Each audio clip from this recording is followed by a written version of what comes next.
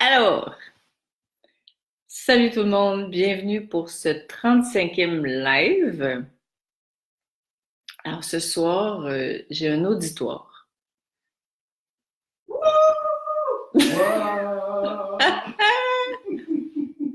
Vraiment trop cool. C'est mon premier live que je fais avec un public de 2 personnes.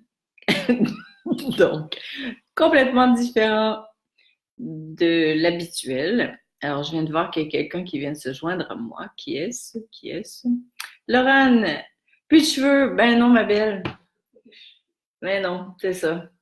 C'est comme ça. Je me suis épurée au niveau de la tête. Demande-moi pas si j'aime ça, je suis vraiment pas certaine. Mais bon, je suis là. Alors, contente de te voir, ma belle. Super heureuse de partager ce moment avec toi. Alors, on va attendre que d'autres personnes se joignent à nous pour ce thème. Donc, nous sommes des VIP. Ben oui, complètement. Lucie, salut ma belle, comment vas-tu? T'es en forme? Alors, ouais, contente de te voir moi aussi. Et comme je disais en début, nous avons un auditoire ce soir. Alors, il y a Colette et Daniel qui sont assis droit devant moi. Il manque juste le popcorn pour assister à ce live. Donc, évidemment, pour faire les choses comme il faut, je vais vous les montrer. Alors, regardez ça. Ils sont où là? Et voilà, les voilà. Hein? Bonjour tout le monde. Mes 2 femmes les plus fidèles. Voilà, c'est ce qu'on disait, il nous manquait les popcorn et la glace. Alors, qui a dit qu'il fallait pas s'amuser parce qu'on parlait de spiritualité? Donc, salut Martine, comment tu vas ma belle? Tel Aviv! Wow, trop cool! Super contente de t'accueillir. C'est vraiment chouette. Nous, on est ici à La Roche-sur-Yon. C'est quand même le grand pays. Donc, j'attends encore quelques minutes et puis je vais vous parler de ce fameux sujet qui est quand même très important et qui d'ailleurs a été choisi par Mme Colette qui est dans l'auditoire ce soir. Alors, si vous avez des questions en lien avec le sujet, allez-y, profitez-en. Comme ça, je vais pouvoir y répondre avec grand plaisir.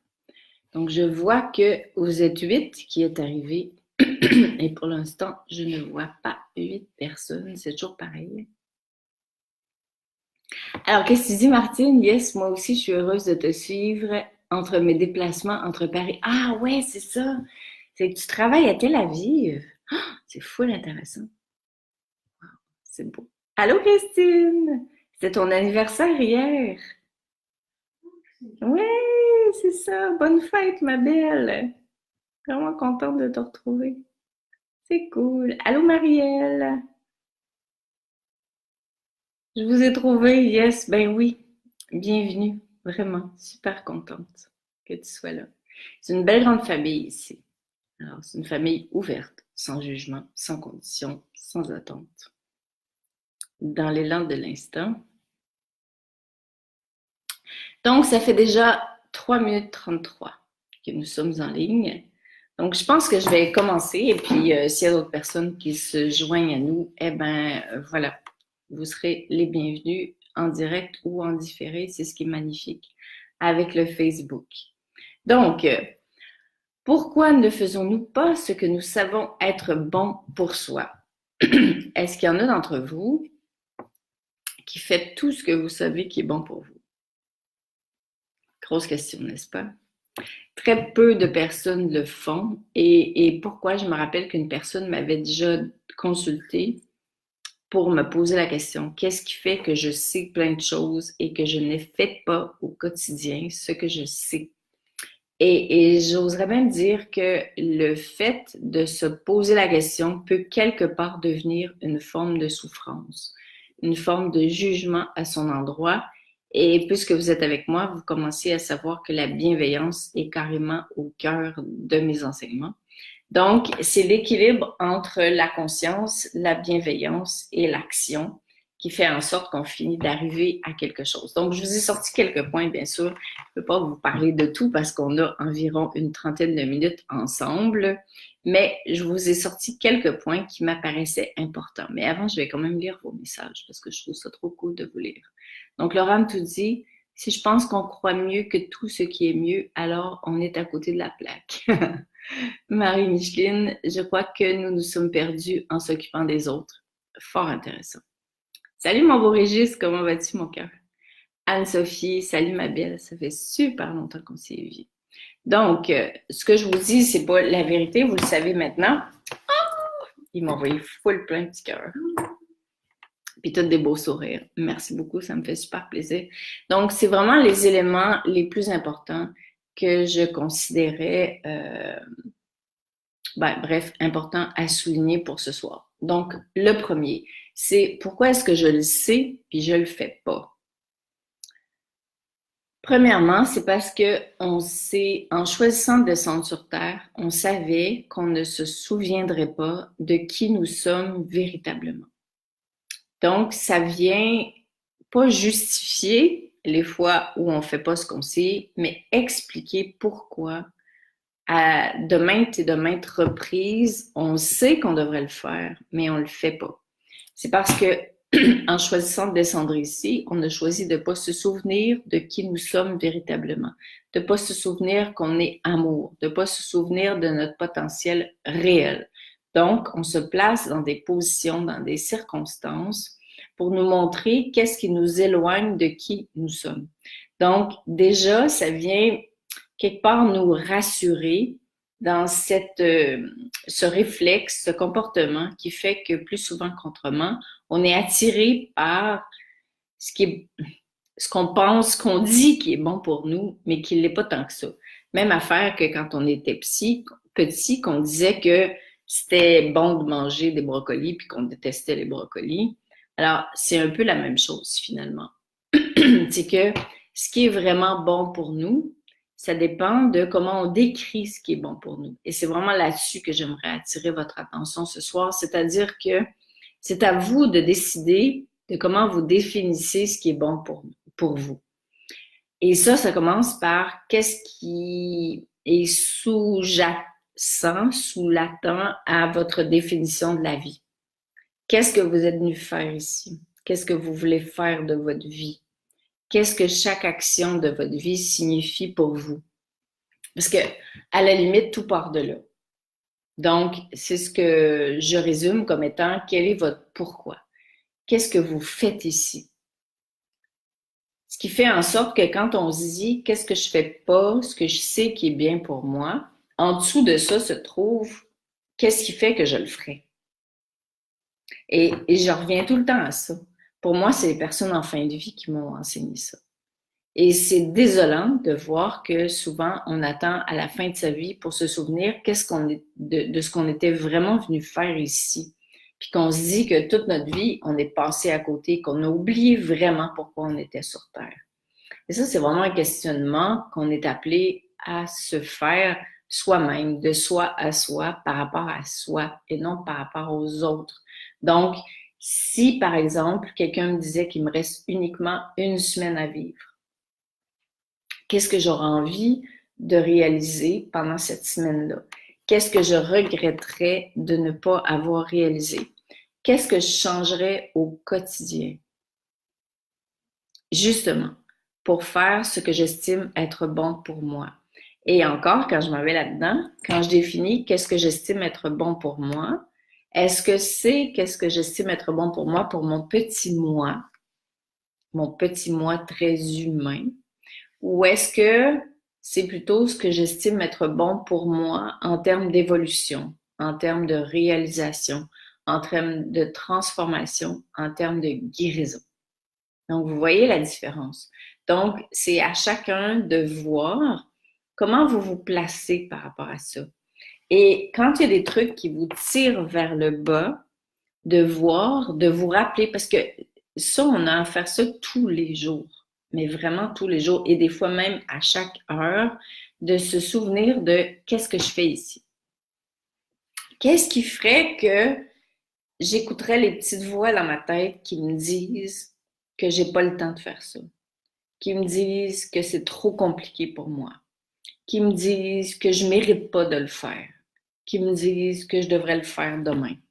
Ça, c'est les petites voix de ma tête qui veulent m'éloigner de qui je suis véritablement.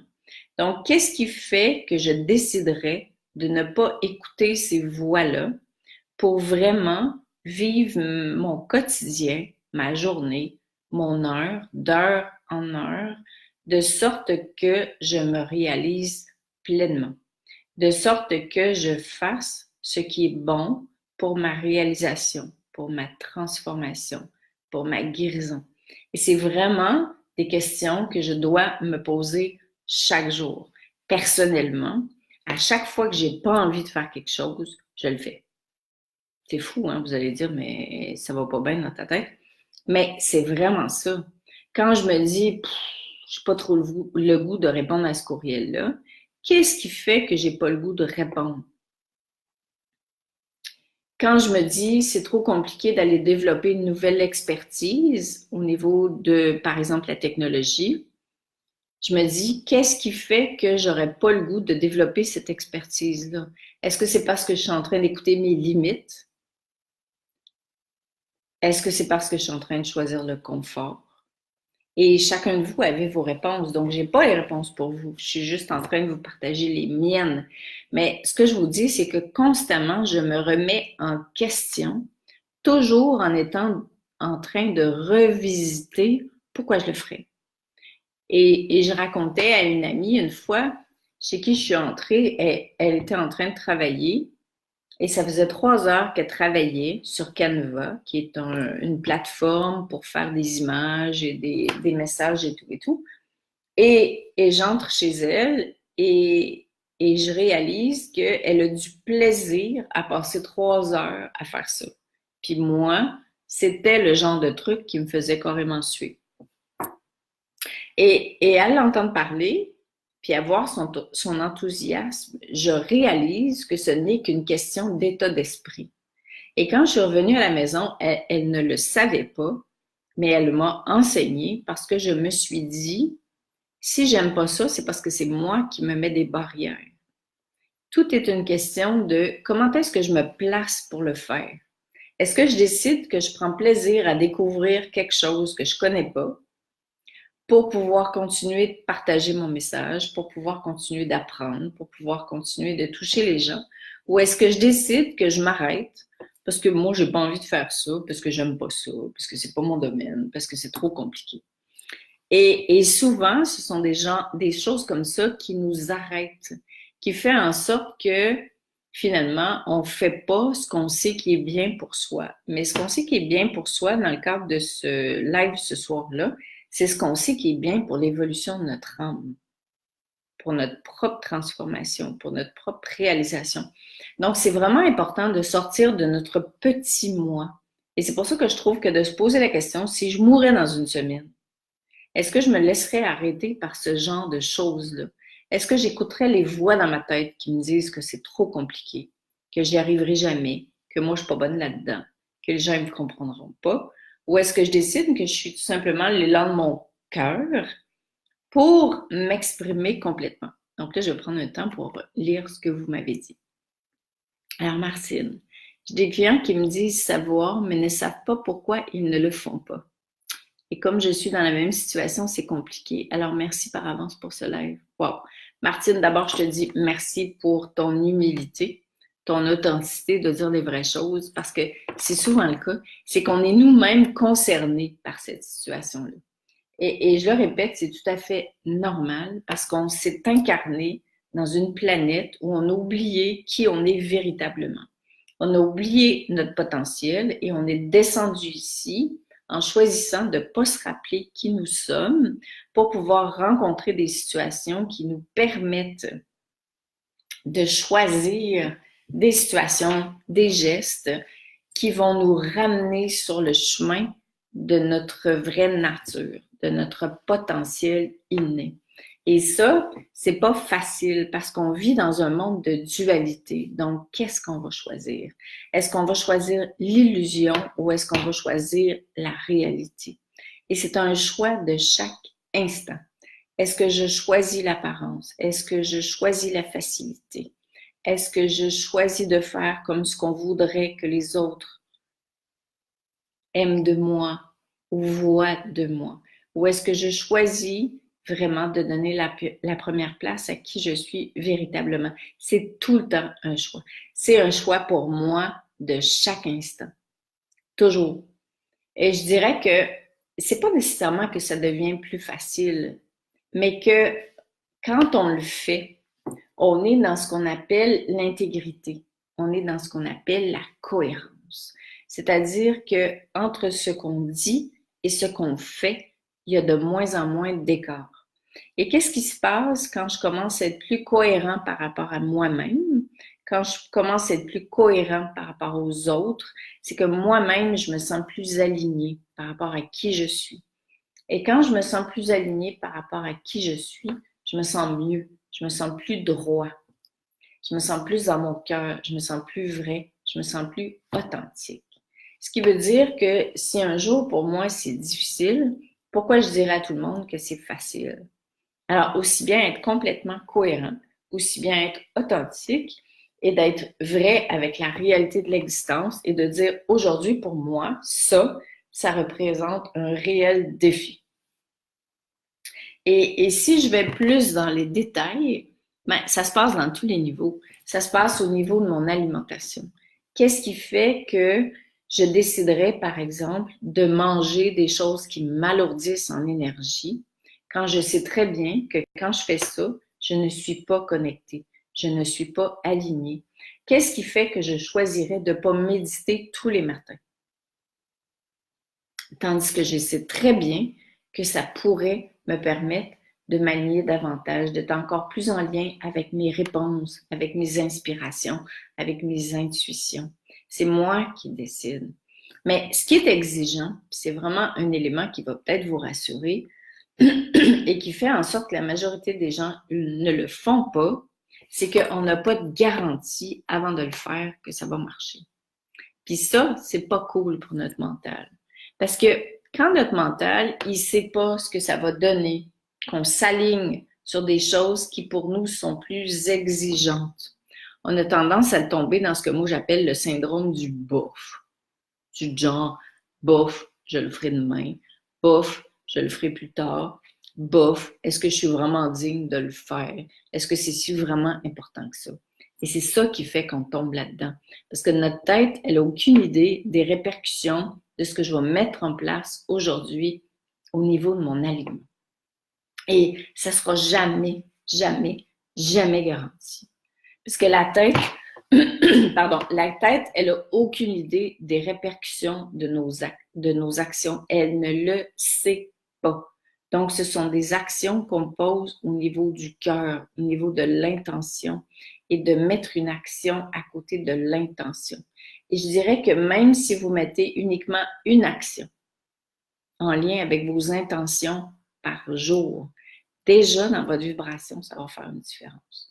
Déjà, vous allez sentir à l'intérieur de vous une transformation qui va s'installer. Plutôt que de dire, il faudrait que je fasse ça, ou je devrais faire ça, mais que vous ne faites rien de ce que vous dites, ou pire, que vous dites aux autres, tu devrais faire ça, tu devrais faire ça, mais que vous ne faites rien de ce que vous dites aux autres. Donc, à la limite, il vaut mieux avoir une seule intention et de l'appliquer une seule fois par jour et même de le répéter quelques fois par jour. Et là, ce qui va arriver, c'est qu'au niveau cellulaire, les transformations vont commencer à se manifester à l'intérieur de vous. Et plus les transformations vont commencer à se manifester à l'intérieur de vous, plus vous allez en ressentir les bienfaits. Donc, plus votre encodage cellulaire va se transformer. Ce qui va faire en sorte que quand vous allez commencer à être atteint par le syndrome du bof, vos cellules vont se rappeler des fois où vous avez transcendé le syndrome du bof et de comment vous vous êtes senti intérieurement. Donc, votre encodage va de plus en plus se transformer, va de plus en plus se renforcer, ce qui va faire en sorte que de l'intérieur, vous allez choisir plus facilement de ne pas écouter la voix de votre ego, la voix de « il faudrait bien que je devrais faire ça », ou pire, je ne l'ai pas fait hier, donc tant pis pour moi aujourd'hui, mais que vous allez plutôt choisir de bien vivre dans l'instant présent et de faire ce qui est le mieux pour votre réalisation, pour votre évolution et votre transformation sans aucune garantie de résultat. Et le vrai résultat, c'est comment vous vous sentez à l'intérieur quand vous vous dépassez. Quand vous choisissez de ne pas écouter les voix de votre ego qui vous dit tant pis, je suis trop fatiguée, je le ferai demain, j'ai pas le goût, gna, gna, gna, gna, gna. Donc, quand on dépasse ça, il y a quelque chose qui s'installe à l'intérieur de soi qui se transforme au niveau cellulaire. Puis ça n'a vraiment pas de prix. Alors, salut ma belle Christelle. Des fois, les voix sont grosses, énormes. Vraiment. Je te le confirme, Laurent, tu as tout à fait raison. Et plus ça va, quand on évolue spirituellement, c'est pas qu'on est meilleur que les autres, c'est qu'on apprend à reconnaître nos petites voix à nous. Et on sait comment elles se manifestent, mais on se retrouvera toujours devant le défi de choisir si on les écoute ou pas. Et je vous le disais tout à l'heure, puis ça me fait super plaisir de le partager, parce que au moins 15 fois par jour, je décide de ce que j'écoute comme voix à l'intérieur de moi. Donc, c'est pas parce qu'on avance que nécessairement on n'a plus ces voix-là. C'est que plus on avance, plus on les reconnaît, plus on décide qu'on ne les écoute pas.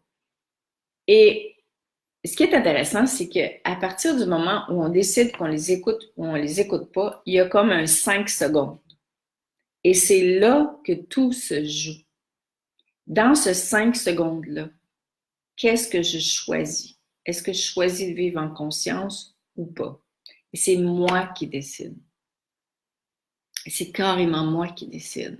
Et si je décide que non, bien là, mon humain prend le dessus et évidemment, je me sens moins bien intérieurement.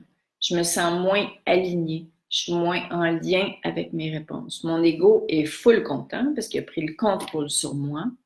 Mais moi, j'ai laissé l'ego prendre le contrôle sur moi. Et je sais qu'il est redevenu le dictateur dans ma maison intérieure. C'est toujours un choix. Est-ce que c'est souffrant de vivre comme ça? J'aurais tendance à dire que c'est plus souffrant de ne pas vivre comme ça. Parce que quand on commence à vivre comme ça, il y a une droiture, comme je le disais tout à l'heure, une droiture intérieure qui s'installe à l'intérieur de soi et qui fait en sorte aussi que parce qu'on a choisi de vivre conscient, il y a quelque chose qui s'ouvre à l'intérieur de soi. Donc, on est plus en lien avec la connaissance, avec notre propre sagesse, avec notre inspiration. Et en plus, quoi de mieux que d'être fier de soi, d'avoir dépassé les voies de notre ego qui voulaient nous tirer vers le bas. Et toute notre vie durant, les voies de l'ego vont essayer d'avoir le contrôle sur nous. Donc, c'est pas une question de bataille, mais vraiment pas. Je déteste regarder les choses comme ça. C'est vraiment une question de choix. Et j'oserais dire qu'à un moment donné, ça devient un plaisir de choisir. C'est comme si tu décides dans quel camp tu te places. Quel camp, C-A-M-P, dans quel camp tu te places du point de vue de ta vie. Qu'est-ce que tu veux faire de chaque jour? Qu'est-ce que tu veux faire de ton existence? Si tu mourrais de la semaine prochaine, qu'est-ce que tu apportes avec toi? C'est tout ce que tu as fait de ce que tu as vécu chaque jour. Et c'est aussi simple que de répondre à un courriel. Aussi simple que ça. Aussi simple que de régler une facture qui te fait suer depuis 3 semaines, qui traîne, dont tu t'es pas occupé. Parce que tu remets l'énergie en place. Tu décides que c'est toi qui gères ta vie. Tu décides que tu ne te laisses pas gérer par les petites voix qui voudraient te tirer en arrière. Et ça, c'est comme ça pour tout. L'alimentation, bouger, les pensées que tu entretiens. Alors, Christelle, nous sommes des humains avant tout, bien sûr, mais nous sommes des humains qui sont venus se souvenir que nous sommes divins. Et c'est ça qui est le grand défi, au fond. C'est d'être à fond humain, de s'accueillir dans notre humanité avec bienveillance, et moi je rajoute avec autodérision, avec humour. Mais dès qu'on se voit, dès qu'on voit la petite voix qui arrive, là, qui fait gna gna gna, j'ai pas envie de faire ça, c'est trop compliqué, non mais c'est pas cool, c'est pas mon truc, puis gna, puis ça me fait suer. Là, tu vois la petite voix qui interfère, puis tu décides que l'autre part de toi qui est sage vient équilibrer ça et décider lequel des deux va avoir la première place. Pour ceux qui nous suivent depuis longtemps, vous le savez, c'est où c'est le cœur qui est en avant puis la tête en arrière, ou c'est la tête qui est en avant puis le cœur est en arrière. Et plus le cœur est en avant, plus la tête apprend à suivre. Donc, le cœur, en fait, on aura toujours à choisir auquel des deux on donne préséance. Mais plus on choisit, plus notre vie s'enrichit, plus on bénéficie de ce qui se passe et plus on est heureux parce que on vit maître de soi. Et c'est ça qui fait toute la différence. Mais c'est toujours un choix. Puis je pense que c'est vraiment important de le démystifier parce qu'il y a des gens qui pensent que plus tu le fais, plus ça va devenir un réflexe. Ben, peut-être que moi, je suis vraiment dure de comprendre, comme on dit en québécois, c'est-à-dire que je ne comprends pas très rapidement. Mais c'est un choix de chaque instant, tout le temps, tout le temps, tout le temps, toute notre vie. Puis c'est pas chiant parce que c'est un choix de chaque instant, c'est vraiment le bénéfice de notre libre arbitre qui fait que je décide à chaque instant de ma vie si je vis en conscience ou non. Je décide du sens que je donne à mon existence. Donc, le ramenant. Salut Chantal! Ça, je suis forte d'en dire des conseils. Ah ouais, c'est vrai? Donc, c'est important ça, de prendre conscience des parts de soi qui sont en train de conseiller les gens. C'est pas mauvais, bien sûr, il n'y a rien qui est mauvais. Mais est-ce que je fais ce que je dis aux autres? Est-ce que je vis à la mesure de ce que je conseille? Et bien sûr que plus je fais ce que je dis, plus je suis inspirante. Donc, c'est pas mes paroles qui changent le monde. C'est ma bienveillance. C'est ma propre transformation. Donc, c'est important d'être vraiment lucide par rapport à soi. C'est ce qu'on appelle la cohérence, l'intégrité. Et pour ma part, ce que je fais souvent pour m'aider, c'est que je profite de cet espace que j'ai avec vous pour m'engager. Si par exemple, je sais que j'ai la tentation de remettre les choses à demain, ce qui est mon cas, mais je vais m'engager avec vous pour dire que la semaine prochaine, par exemple, j'aurai terminé tel truc. Donc, comme je me suis engagée et que je suis quelqu'un qui respecte ses engagements, je vais le faire. Alors, voyez-vous comment on peut aussi se soutenir les uns les autres, pour pouvoir interférer avec nos tentations de dire, bof, tu vois, moi, je suis un peu comme ça. Alors, c'est intéressant, quelqu'un disait tout à l'heure, on est des humains, c'est ça. Travailler avec les humains, mais aussi bien se connaître, pas pour se juger, mais pour travailler à partir de nos tentations et de, par exemple, s'engager face aux autres, qui fait que si je sais que je m'engage pas, je serai pas bien avec moi-même. Donc, parce que je vous ai dit que je le ferais, ben, je vais finir par le faire. Donc, ça, c'est vraiment cool. C'est un bon truc que je me suis donné. Alors, c'est vrai, mais des fois, il faut lui dire stop, c'est moi qui décide, pas toi l'ego. Complètement. Mais en demeurant ami avec votre ego. Parce que si à un moment donné, l'ego devient notre ennemi, à mon avis, on est foutu. L'ego fait partie de nous et l'ego n'est pas notre ennemi. L'ego est notre complice. Est-ce que l'ego est à notre service ou l'inverse? Ça, c'est à nous de décider. Salut Sylvie! Alors, c'est avec notre propre expérience que l'on découvre ce qui nous convient complètement. Il faut nous écouter et ce que nous ne faisons pas finalement est sûrement ce que nous avons le plus besoin pour notre bien-être. C'est full mignon ce que tu racontes. Par contre, quand tu dis « il faut nous écouter », il faut être vigilant par rapport à quelle part de nous on écoute. Parce qu'on est super bon pour se raconter des histoires. Hein? Et pour être sûr de ne pas se raconter des histoires, ben moi, la question que je me pose, c'est tout le temps celle-là. C'est au terme de ma vie, qu'est-ce que j'apporte avec moi? Qu'est-ce qui est vraiment important? Pas pour moi le petit je me moi, mais pour mon évolution, pour ma réalisation, pour ma guérison, pour ma transformation. Donc, raison de plus de trouver votre pourquoi. Patricia, salut! Alors, Christelle, humain conscient, ouais. beau résumé. Marie, coucou, contente de te retrouver. Agnès, ben dis donc, il me semble que ça fait longtemps qu'on ne s'est pas vu, nous deux. Alors, Laurent, ah bien, je suis foutue. Je me suis bataillée avec mon ego et je suis fatiguée, justement. L'idée, c'est d'arrêter de se batailler avec son ego et d'en faire son allié. Donc, on devient des complices. Et pour devenir complice avec notre ego, il faut bien comprendre comment il fonctionne. L'ego n'est pas notre ennemi. Il est plutôt celui qui nous permet de choisir. Est-ce qu'il aura la première place dans notre vie ou est-ce qu'il nous soutiendra dans notre vie? C'est complètement différent.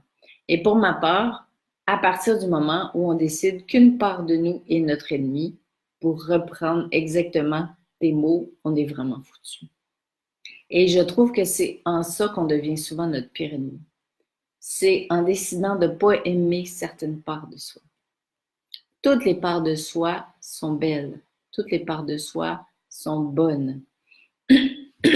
Et il s'agit de voir lesquelles on met en avant et lesquelles on met au service des autres, tout simplement. Et comment savoir ça? Ben de un, en se connaissant mieux, en connaissant la manière dont elle s'exprime. Donc, la part de moi qui dit que j'ai pas le goût, que c'est trop compliqué, que je suis trop fatiguée, que j'y arriverai jamais, c'est sûr que c'est mon ego. C'est clair que c'est mon ego. Tout le temps. Alors, quand je la vois arriver, je ne juge pas mon ego, mais je suis en mesure maintenant de dire « Ah, c'est toi. Alors, qu'est-ce que je vais faire maintenant de toi? Qu'est-ce que je vais choisir? D'écouter la voix dans ma tête qui me dit que ce serait plus simple si je faisais ça, que je ne devrais pas le faire même si je le sais. Parce que c'est exigeant de vivre en conscience. On est d'accord de dire que c'est exigeant de vivre en conscience. Mais c'est beaucoup plus souffrant de ne pas vivre en conscience. Parce qu'on n'a pas accès à ce que ça peut ouvrir en soi si on reste dans l'inconscience. Alors oui, c'est exigeant chaque fois de faire un choix. Mais c'est exigeant pour qui? Pour la part de nous qui perçoit ça comme étant exigeant. Parce que 5 secondes après qu'on a fait le choix, déjà, c'est cool. Parce qu'on est fier de soi intérieurement, parce qu'on a dépassé la tentation de l'exigence. Comprenez-vous ce que je veux dire? Et vous, mon auditoire, qui a les 2 yeux fermés, qui ont l'air en full méditation, ou ils se sont carrément endormis, je ne sais pas trop. Mais c'est vraiment ça. C'est, sur le coup, ça paraît exigeant. Tu décides que tu le fais quand même. Tu te redresses intérieurement. Et je vous jure, 5 secondes après, tu es fier de toi parce que de dépasser la voix de ta tête qui t'a dit que c'était exigeant. Et tout à coup, tu rencontres autre chose. Qu'est-ce que vous en pensez? Yes, ils me font des gros pouces. Et vous, qu'est-ce que vous en pensez? Ah, il y a des petits sourires. C'est cool. C'est ça. Donc, il faut se rappeler que la part de nous qui pense que c'est exigeant, c'est la tête, c'est le mental, c'est l'ego. C'est celui qui veut que ça bouge pas pour qu'on soit bien. C'est celui qui veut que ce soit facile pour qu'on se transforme. C'est ça l'apparence de l'exigence. Mais c'est pas vrai que c'est exigeant. C'est pour notre mental que ça paraît exigeant. Et si je peux conclure comme ça, essayez de vous souvenir qu'à chaque fois que vous pensez que c'est exigeant, c'est votre tête qui vous dit que ça vous sort du confort, ça vous sort de l'habitude, ça vous sort de ce que vous connaissez. Et c'est souvent à l'extérieur de la boîte du confort que vous allez retrouver exactement tout ce à quoi vous aspiriez. Et bien sûr, je ne suis pas en train de vous dire qu'il faut vous faire violence. Non, c'est pas du tout ça dont je parle. Je parle juste de tous les prétextes dans notre tête qui essayent de nous convaincre que ce serait mieux comme ça. Et si je peux parler... Attends une minute. Ah, salut Réal, comment ça va? Si je peux vous parler d'expérience, c'est aussi simple que au niveau de la nourriture. Je me rappelle quand j'étais appelée, par exemple, quand je me sentais appelée personnellement à écrire ou à partager des choses importantes, il m'arrivait, croyez-le ou pas, de me nourrir trop, c'est-à-dire de surcharger mon estomac Et quand je me nourrissais trop, ben j'étais trop fatiguée pour faire ce que j'avais à faire, mais j'avais la bonne excuse de dire que je pouvais pas le faire parce que j'avais pas d'énergie. Voyez-vous comment on s'auto-sabote des fois, et volontairement? Parce que quelque part, je pourrais dire que c'est inconscient, mais ce serait vraiment pas honnête de vous dire ça. Quelque part, c'était un mécanisme d'auto-sabotage par excellence que je mangeais trop. Puis bon, je mange pas beaucoup, donc ça m'en prend pas tant que ça, mais suffisamment pour dire que je ne mangeais pas les bonnes choses et que je savais exactement ce qui, au niveau de la nourriture, m'alourdissait vibratoirement. Et je le mangeais volontairement parce que comme ça, j'avais l'excuse de me sentir trop lourde pour pouvoir faire ce que j'ai à faire. Donc, je vous donne le travail, l'exercice de vous poser la question à chacun, est-ce que ça vous arrive de faire ça? Si ça ne vous arrive pas jamais, je vous engage comme coach. Parce que pour moi, ça m'est arrivé régulièrement. De ne pas bouger physiquement, sachant que ça me ferait du bien de m'activer. De ne pas méditer, sachant que ça me ferait du bien de méditer. De mal manger, sachant que blablabla. Ça, c'est une façon de s'auto-saboter, de s'auto-court-circuiter. Parce que quelqu'un m'a posé la question dans le cadre du groupe Découvrir et révéler sa richesse intérieure. On a plus peur de ce qu'on est de magnifique que de ce qu'on pense que de ce qu'on est de pas beau. Il me semble que ça fait beaucoup de mots pour dire un truc. Mais finalement, on a peur de sa magnificence. Et on est prête à n'importe quoi pour pas le voir. Pour entretenir la part de soi qui ne voit pas ça, qui ne voudrait pas voir ça. Parce que quelque part, on dirait qu'on est plus heureux de se confirmer qu'on n'est pas digne de ça, plutôt que d'ouvrir l'espace à partir duquel on est digne d'y accéder. Et c'est nous qui sommes en mesure de l'ouvrir. Donc, pour résumer, pourquoi on ne fait pas ce qu'on sait être bon pour soi? Parce qu'on ne se croit pas digne de ce qu'on est en vérité. Et ça m'a l'air à un point tel vrai que Daniel est en train de s'étouffer dans mes propos. Donc, réel, juste regarder les enfants qui se dépassent, regarder leur sourire, leur satisfaction, ils devraient nous inspirer. Ouais, c'est super cool ce que tu dis. Nadège, salut ma belle, merci d'être là. Martine, merci beaucoup Lynn, c'est vraiment intéressant, j'adore. Depuis que j'écoute tes lives, j'essaie de sortir le plus possible de ma tête pour écouter mon cœur et à chaque fois que j'arrive à le faire, c'est vrai que je me sens fière. C'est vrai, il y a comme quelque chose en dedans qui est fier de nous parce qu'on a dépassé le voile de l'illusion. On sait qu'on l'a levé. On a levé le voile plutôt que de se laisser influencer par ce voile-là. Et on a choisi de faire ça. Donc, on n'est pas des victimes. Marie, salut. C'est super cool. Donc, merci d'avoir été là. C'était à peu près ça que je voulais vous raconter. Juste pour que vous vous souveniez que vous êtes pareil comme tout le monde, que vous n'avez pas un problème, que c'est un défi pour nous tous et que plus on va se tenir la main les uns les autres pour relever le défi, des journées c'est plus difficile, des journées c'est plus facile, ben, plus au lieu de se comparer, on va avancer les uns les autres dans le cœur, main dans la main, dans la même direction. Donc, je vous embrasse super fort, puis je vous dis à la semaine prochaine. Si vous avez des idées de sujets, allez-y, écrivez-moi, ça va me faire super plaisir de vous lire. Bye!